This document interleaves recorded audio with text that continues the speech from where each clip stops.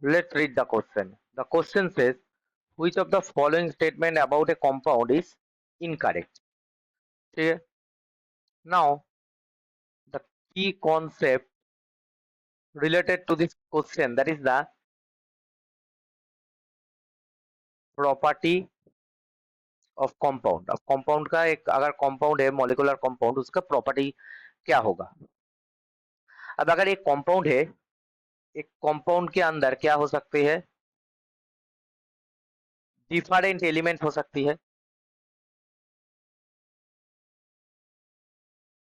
जैसे CO2, इसमें कौन सा एलिमेंट है? कार्बन है, ऑक्सीजन है, ठीक है।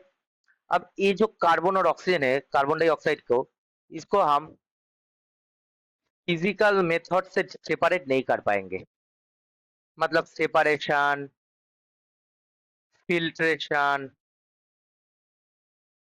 ये सब टेक्निक से हम सेपरेट नहीं कर पाएंगे, क्योंकि कार्बन डाइऑक्साइड का जो कार्बन ऑक्सीजन है, अगर कार्बन डाइऑक्साइड को अगर फिल्ट्रेशन में दे देंगे, कार्बन और ऑक्सीजन तो सेपरेट नहीं होगा, इसका केमिकल प्रोसेस से सेपरेट होता है, ठीक है। अब एक और चीज जो है, अगर हम कोई भी एक कंपाउंड एसिड और बेस से अगर होगा, क्या होगा? HCl plus NaOH। अब इसमें क्या फॉर्म होता है? NaCl plus H2। अब ये क्या है? ये एसिड है, ये है बेस, पर NaCl क्या है? सॉल्ट है।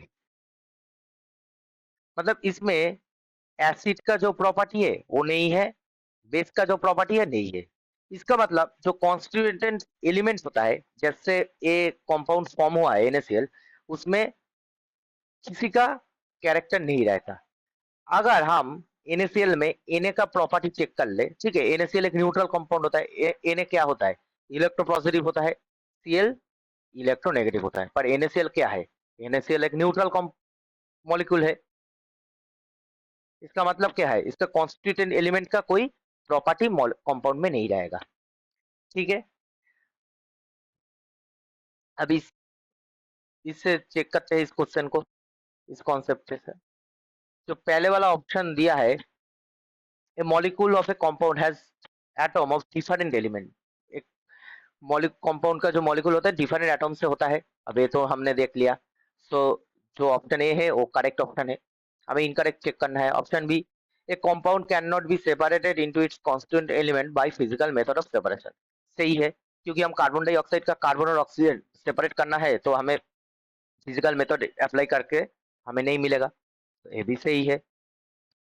Option C, a compound retains the physical property of its constituent elements. मतलब बोला है कंपाउंड में जो कॉन्स्टिट्यूएंट एलिमेंट है उसका फिजिकल प्रॉपर्टी रिटेन होता है, मतलब रहता है। पर मैंने अभी देखा दिया आपको, NaCl है, उसमें ना सोडियम का प्रॉपर्टी रहता है ना क्लोरीन का प्रॉपर्टी रहता है, कोई भी फिजिकल प्रॉपर्टी, ठीक है। अब सोडियम क्या है? सोडियम एक मेटल है, क्लोरीन एक नॉन मेटल है, पर सोडियम क्लोराइड एक सॉल्ट है। इसमें तो कोई मेटल या नॉन मेटेलिक प्रॉपर्टी नहीं शो होता है। इसका मतलब क्या हो गया? ना इन दोनों का किसी का भी मेटालिक प्रॉपर्टी शो नहीं हो रहा है, फिजिकल प्रॉपर्टी शो नहीं हो रहा है। अब इसमें कुछ ऑप्शन सी में बोला है जो रिटर्न होता है पर रिटर्न नहीं हो रहा है, इसका मतलब ऑप्शन सी इनकरेक्ट है और यही हमारा आंसर होगा। और ऑप्शन डी को चेक कर लेते हैं। The ratio of atoms in of different element in A compound is fixed.